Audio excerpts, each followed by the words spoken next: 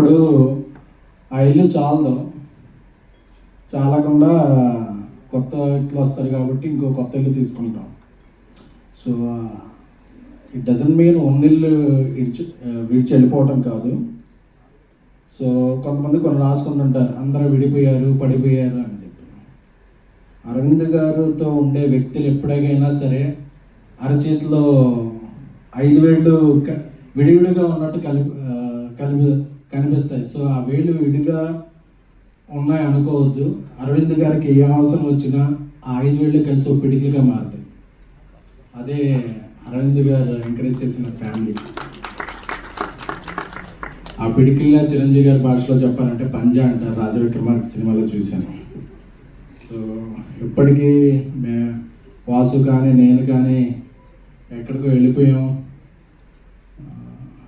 ఇది అయిపోయింది అనుకోవద్దు, ఇది ఇప్పుడే మొదలైంది.